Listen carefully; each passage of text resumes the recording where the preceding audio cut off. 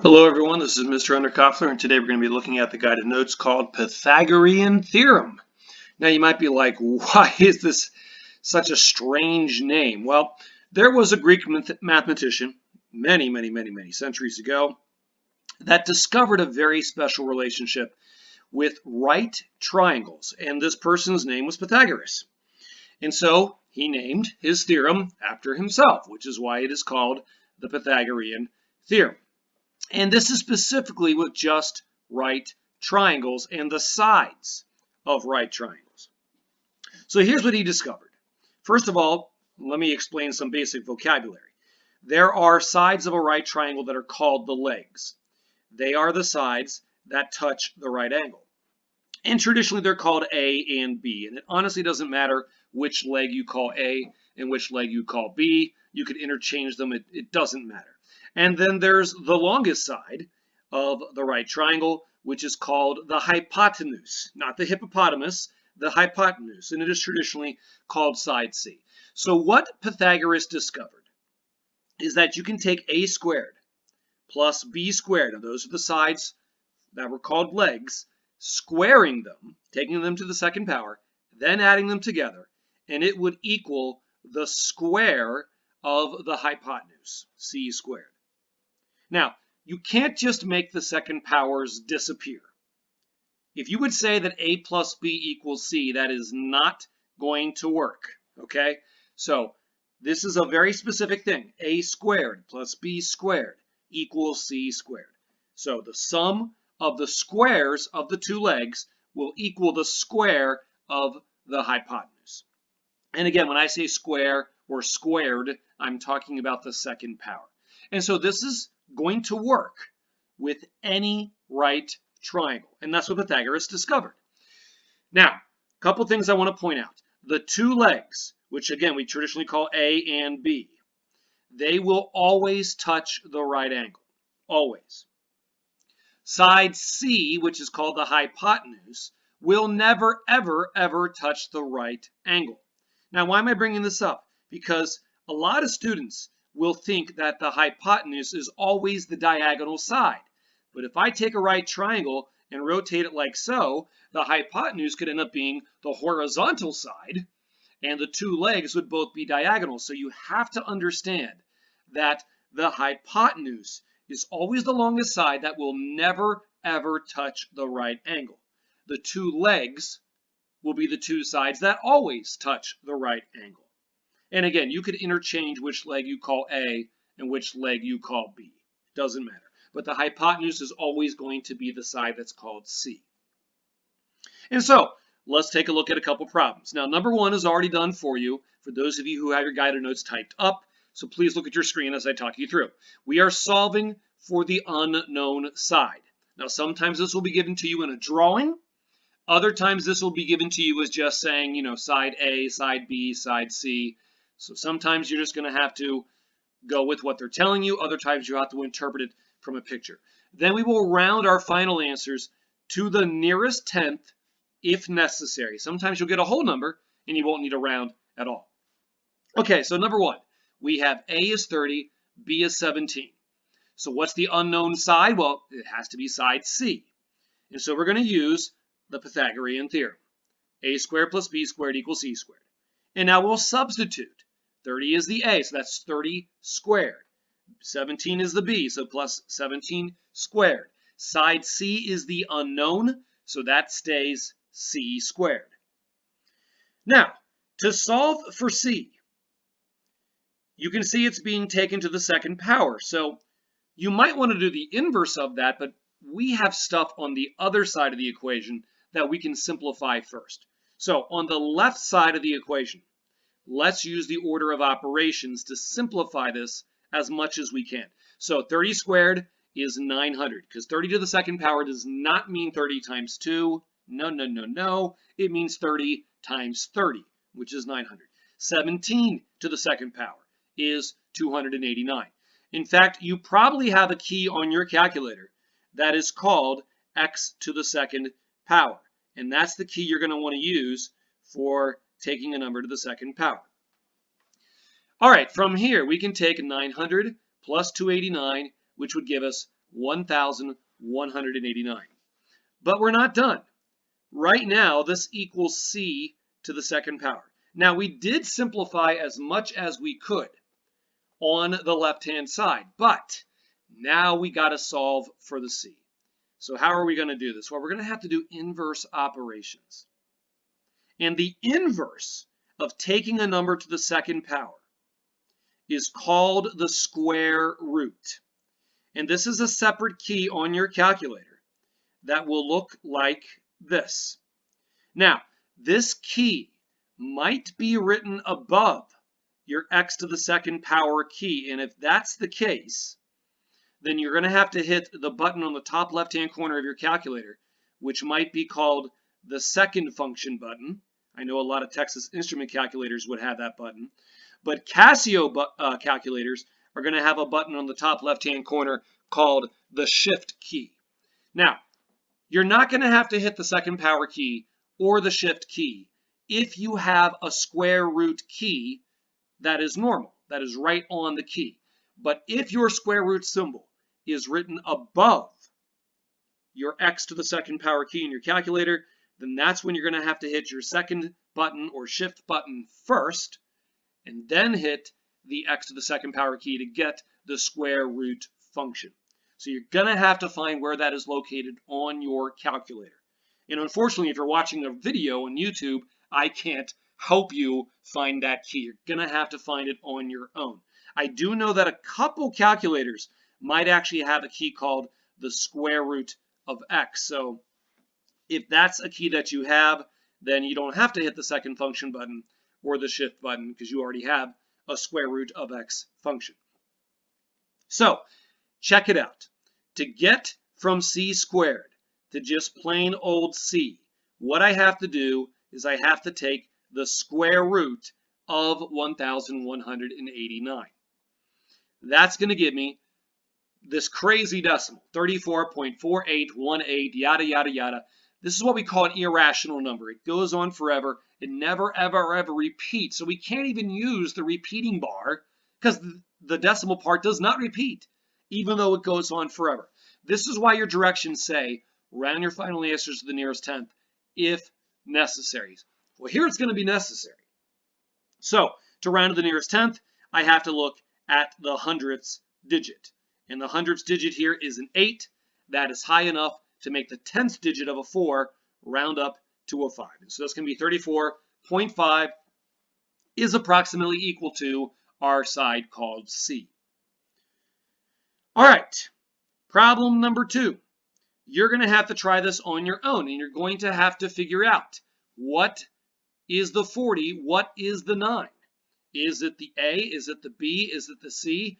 This side that is not marked at all, what side is it? All right, you're going to have to figure this out. Is this side A? Is this side B? Is this side C? This is the kind of stuff you have to figure out on your own. So hit pause on the video, try number 2 on your own, then hit play when you're ready to see how you did. Okay, I hope you've already tried number 2 on your own. If not, you better hit pause now. So the side that I highlighted in yellow, that side, as you can see, does not touch the right angle.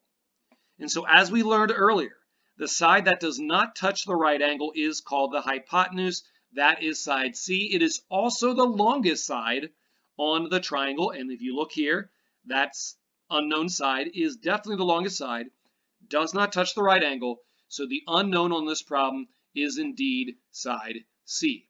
So C is going to stay as C. So that means the 40 and the 9 are my 2 legs. They're my sides A and B, and it honestly does not matter which one you call A, which one you call B. If you flip-flop them, it will not matter. All right, using your calculator. Oh, by the way, if you got the substitution step wrong, then maybe you want to hit pause on the video and fix the rest of your work, and then hit play to see how you did. Okay. 40 to the second power is 40 times 40, which is 1,600. 9 to the second power is 81. Add them together, you're going to get 1,681. Now we can do the inverse of taking a number to the second power, and that is going to be the square root. So we have to square root the 1,681. And I want you to notice, as soon as I do the square root on the left-hand side of the equation, then that's when my c squared is now just plain old c. So make sure you get those details correct when you're setting up your work. All right, using your calculator, the square root of 1,681 is going to give you 41. Now, problem number 1 had no units of measure, but problem number 2 did. It had feet. So this is why you must have feet as your unit of measure on problem number 2. If you would not have feet and you had me as your math teacher, you would lose a half point if this was a graded, quiz or test or something of that nature. All right, let's turn the page. Problem number 3. Now, this one is already done for you, for those of you who already have your guided notes typed up. So problem number 3, they give us A, they give us C. Okay, so this is a little different. We're so far used to having C as the unknown, but here they gave us C. All right, so using the Pythagorean theorem, we're going to substitute. 8 is the A, so that's 8 squared. 10 is the C, so that's 10 squared. We do not know side B, so we're just going to keep that as B. I could also call it X if I want to, doesn't matter. Now, this is a little bit different. What is happening to the B? Well, it's being squared, but it's also being added by 8 to the second power. So let's simplify as much as we can before we start doing inverse operations on both sides. So 8 to the second power, I can do that. 10 to the second power, I can do that. So 8 to the second power is 64. 10 to the second power is 100. But now is where I have to start doing inverse operations. What is happening to my variable? Well, my variable B is getting taken to the second power, and then it's being added by 64. So which do I deal with first? Well, normal order of operations is the order of PEMDAS, parentheses, exponents, multiplication, division, addition, subtraction. But we're going to do inverse operations. So that means we're going to have to do it in the opposite order, which humorously looks like SADMAP. But what that means is you're going to have to do the inverse of the subtraction or addition piece first, then do the inverse of the division or multiplication piece next. Now, our problem doesn't have any division or multiplication. Then do the inverse of the exponent piece, which we do have. B is taken to the second power. And then if you had parentheses, that would be inversed at the very end. We do not have any parentheses on this problem. So we're going to do the inverse of the addition or subtraction piece, which is the inverse of adding by 64, which would be subtracting by 64. So we do this on both sides. 64 minus 64 is 0. You don't have to write down the 0. 100 minus 64 is 36. And now we have b to the second power equals 36. Well, this is the exponent piece of this problem. And so we're going to do the inverse of the second power, which is square root, as we've learned before. So we're going to take the square root of 36, and that's going to give us the value of just plain old b. Square root of 36, if you use your calculator, is 6. Since the units of measure were centimeters, that's why we must say centimeters is our unit of measure. And that's how you solve a problem where you're not solving for C, but you're instead solving for one of the legs, side A or side B. And notice you had to do subtraction to get rid of the addition, then later do square root. All right, I would like for you to try problem number 4 on your own. Again, this one is a drawing, so you have to interpret what sides are the A and B, what side is the hypotenuse, which is called side C. You have to figure that out for the substitution. So hit pause on the video, do number 4 on your own, then hit play when you're ready to see how you did.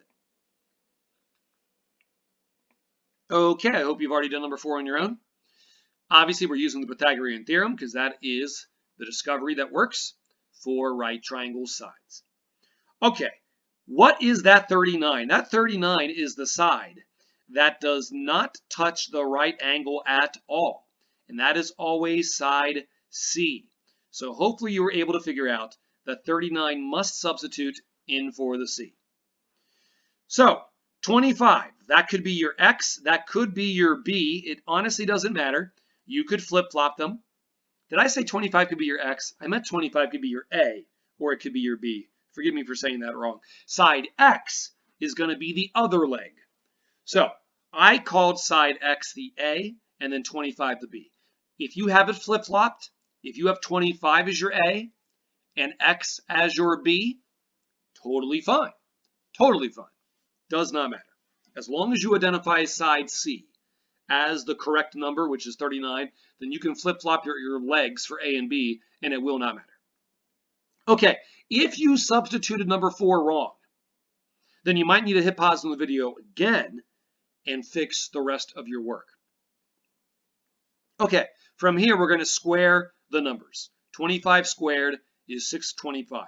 39 squared is 1,521. Now we have to do inverse operations in the order of SADMEP, as I said before. Subtract or add first, so let's do the inverse of adding by 625, which is to subtract by 625. That's going to give you 896 when you take 1,521 subtracted by 625. Now you have X being squared equals 896, so you're going to do the square root of 896 to solve for X. Make sure you have just plain old X at that point when it's equal to the square root. Square root of 896 gives you this crazy decimal, 29.93325. Again, we're rounding to the nearest tenth because we have to round somewhere, and the directions back on numbers 1 and 2 told us to round to the nearest tenth. The hundredths digit here is only a 3, so that's not high enough to make the 10th digit round up, and that's why it's going to be 29.9 feet. And you'll see I'm using the wavy equal sign, the approximately equal to symbol, whenever I round to get my final answer. Okay, problem number 5, a little bit different here. It says the width of a rectangle is 19 meters and the measure of a diagonal is 28 meters. Now you can see what a diagonal is. It's going from one corner across to another corner. That is, it even looks diagonal, which is why it's officially called a diagonal. Now, they want you to find the length of the rectangle. The length is not the 19, that's the width. So the length must be going left and right here. That's what they want you to find. So let's see if you can hit pause on the video and do this on your own. Unless you need a little bit of a hint. If you don't need a hint, hit pause, do this now. If you do need a hint, then here's your hint. Oh, this is a right triangle problem. And we have to find the length, which is this measurement here.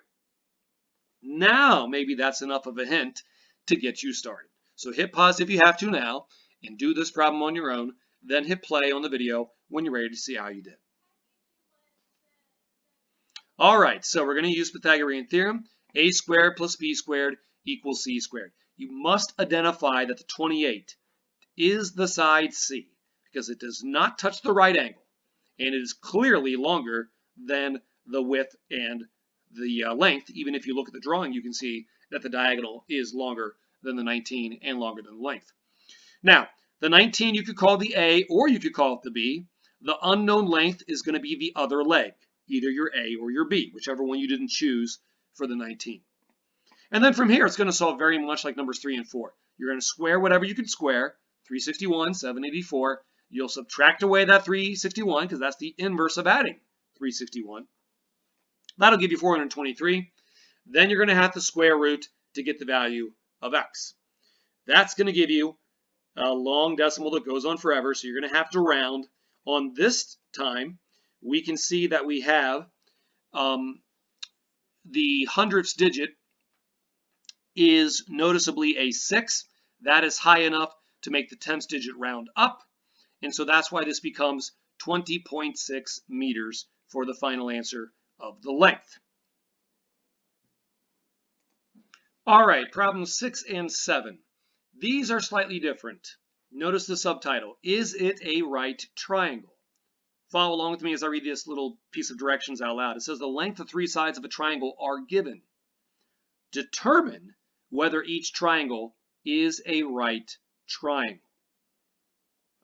Okay, so we know that the 3 sides they're giving us do represent sides of a triangle. But we have to determine whether it's a right triangle. So how are we going to do this? Are we going to try to draw? No way. That would be insanity. Instead, we're going to use the Pythagorean theorem. Now, problems 6 and 7 are already typed up for you, for those of you who have your guided notes typed up. But both of them, you're going to notice, are going to use the Pythagorean theorem. Now, we're going to substitute. How do I know which numbers are A and B and C? Well, let's think back to side C. Side C, as we learned from the very first page of the guided notes, is the longest side. So, as we look here at problems 6 and 7, on number 6, the longest side is definitely the 15. It was nice they actually gave me the numbers here in least to greatest order. Do not always expect that that's always going to happen, but it did here. So side C is definitely the 15. Therefore, the 9 and the 12 are your A and B. And you could technically flip-flop the A and the B. It wouldn't matter, as long as you have the longest side as side C. So we substitute. 9 squared plus 12 squared, does it equal 15 squared? Notice I put a question mark above the equal sign because I don't really know if this is going to equal the right side or not. So we have to do the math. 9 squared is 81, 12 squared is 144. 15 squared is 225. Let's add 81 plus 144. That does give us 225. And the right side was 225. So what does it mean if the left side equal the right side? Well, we were using Pythagorean theorem. Pythagorean theorem should only work with right triangles. Well, it worked. So the answer is yes. These are three sides that would be a right triangle. And that's how you do a problem like that. Problem number 7, same idea.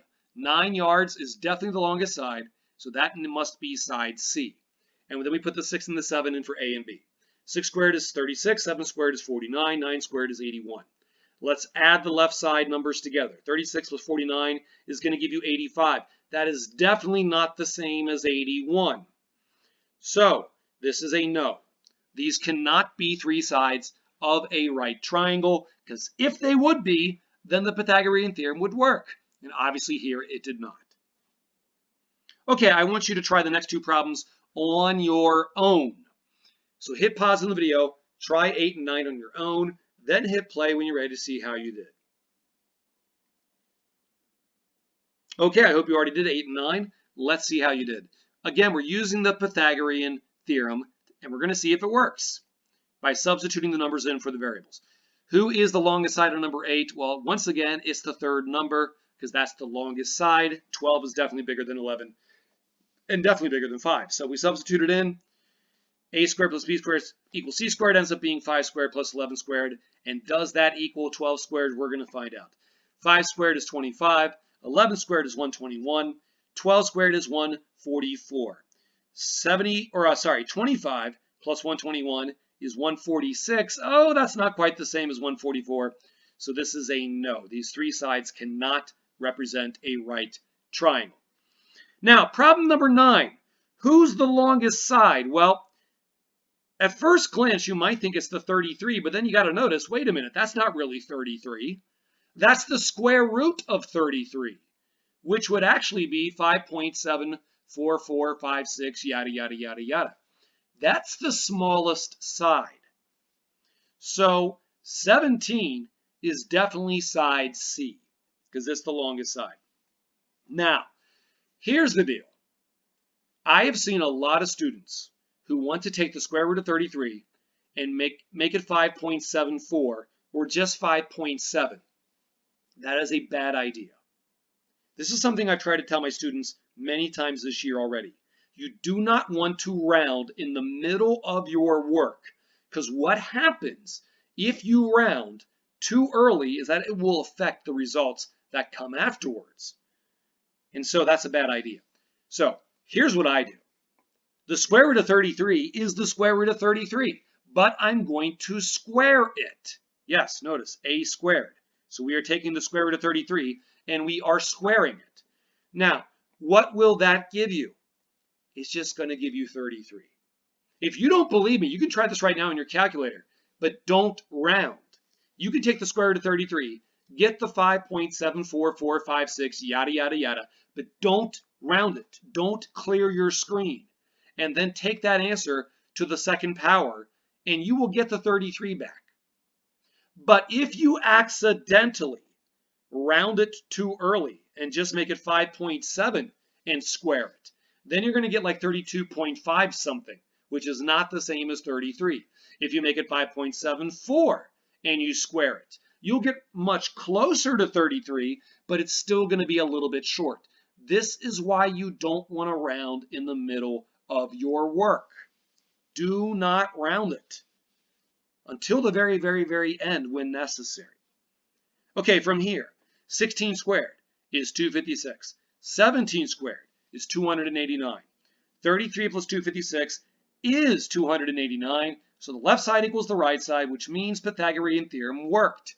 And if it worked, then we say yes, these can be three sides of a right triangle. And that concludes our guided notes on Pythagorean theorem.